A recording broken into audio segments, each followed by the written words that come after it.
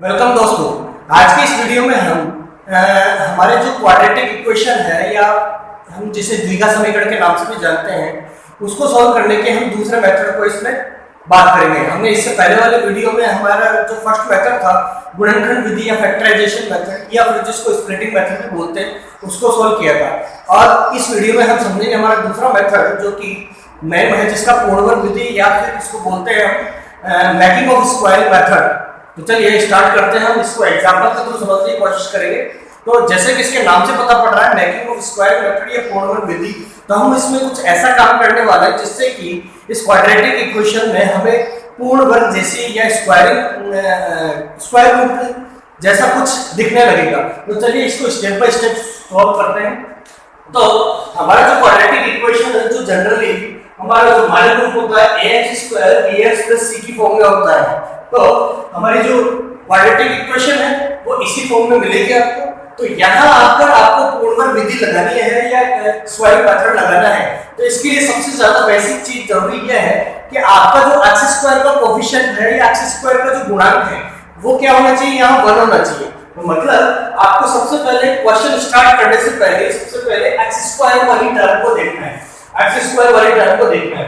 X square वाली term का जो कोफिशिएंट होगा, जो गुणांक होगा, ये जो गुणांक होगा वो इस विधि के लिए जरूरी है कि आप यहाँ क्या नया गुणांक 1 होना चाहिए, कोफिशिएंट 1 होना चाहिए।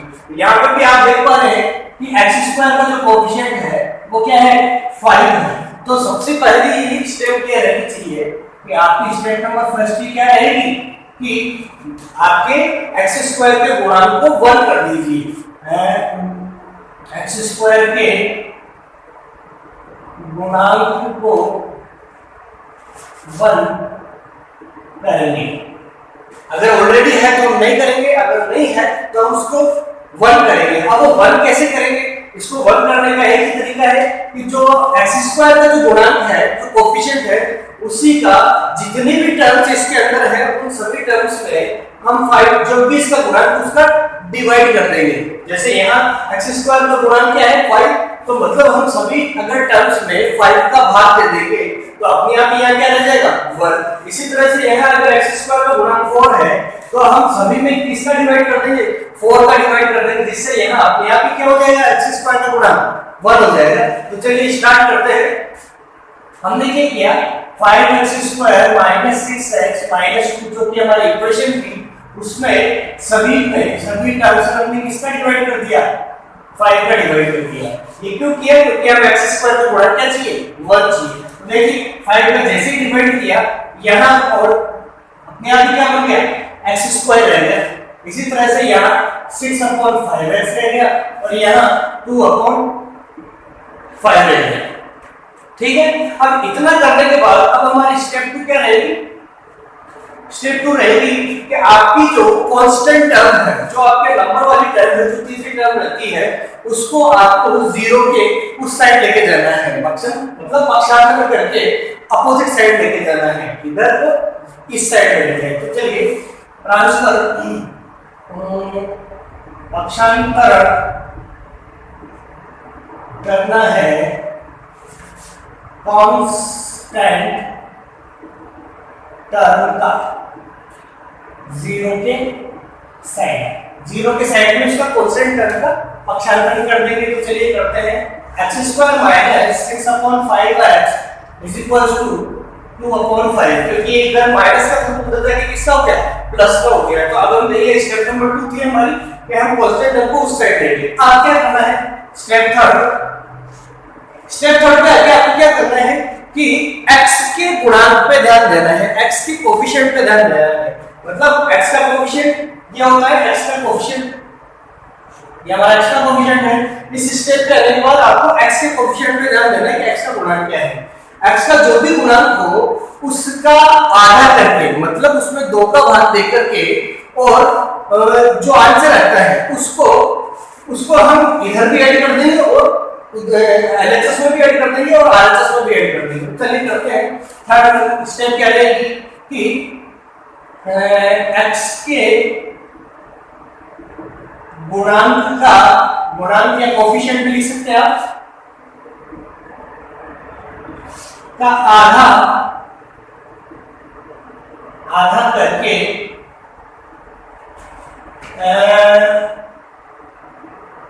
उसको दोनों पक्षों में, मतलब LHS और RHS दोनों पक्षों में जोड़ या ऐड कर देते हैं। चलिए करते हैं। हमारा सबसे पहले x का कोएफिशिएंट हमने देखा। x का कोएफिशिएंट आपको क्या दिखाई दे रहा है? इसको विदाउट साइन देखना है आपको, इसके चिन्ह के साथ नहीं, केवल जो कोएफिशिएंट है उसको देखना है। तो हमने देखा यहाँ x का कोएफिशिएंट क्या है? 6/5, 6/5। तो जैसा कि हम कह रहे थे कि सबसे पहले आपको x का कोएफिशिएंट लेना है, अब उसका आधा करना है। आधा करने का मतलब इसको 1/2 से गुणा कर दें। अपने आप आधा हो जाएगा। 1/2 से गुणा करने पे क्या है? 6 1 जा 6 5 2 जा 10।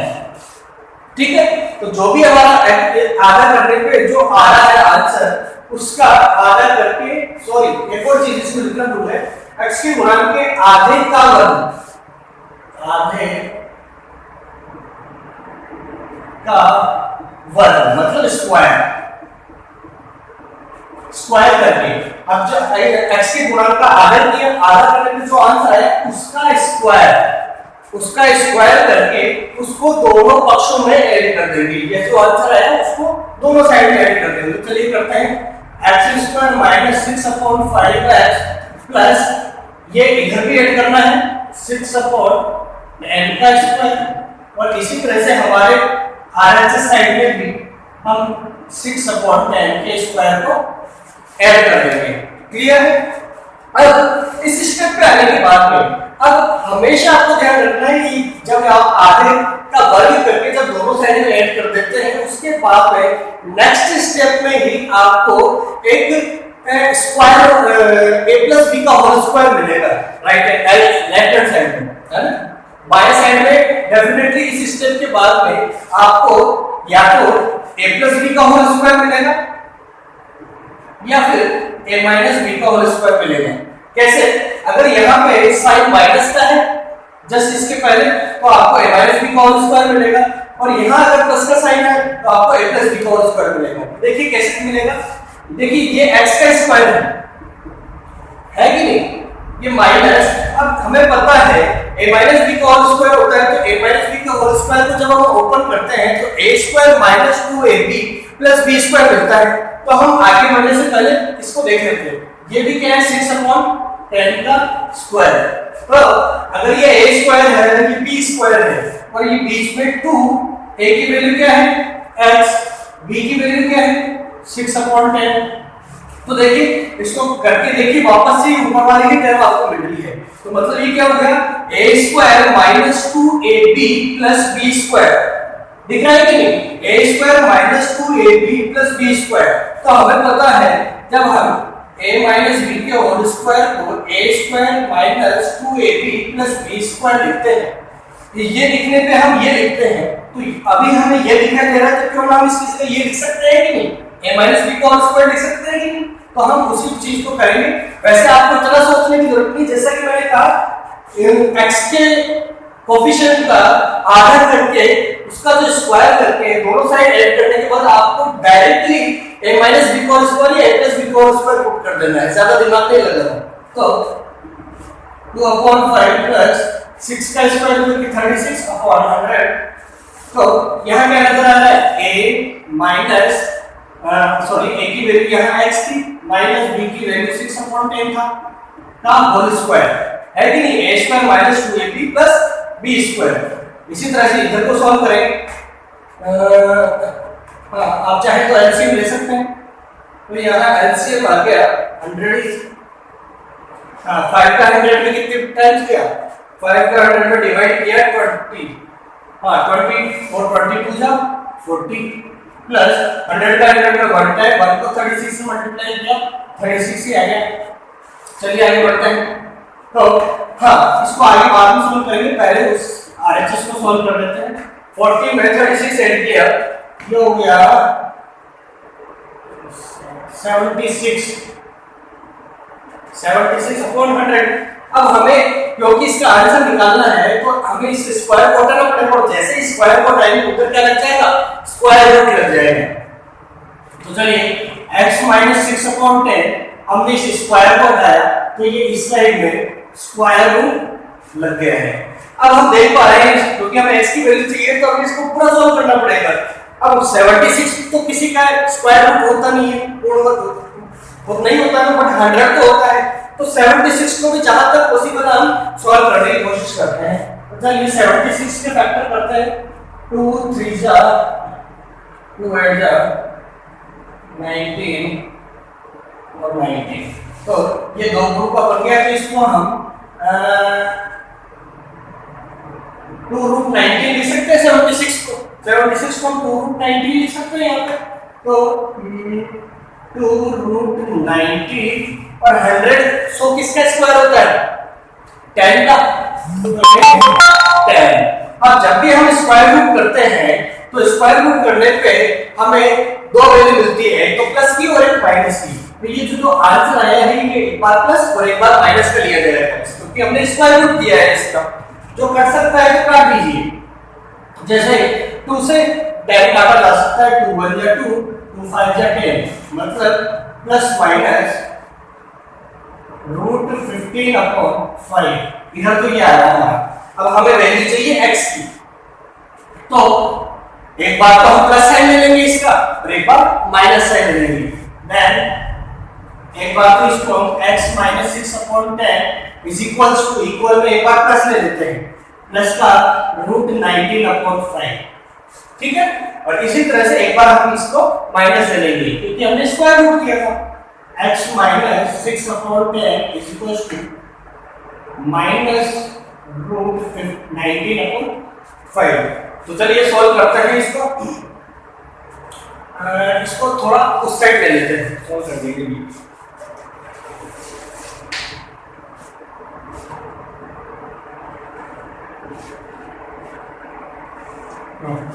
तो देखिए हम x minus 6/10 is equals two plus √19/5 की बात कर रहे थे।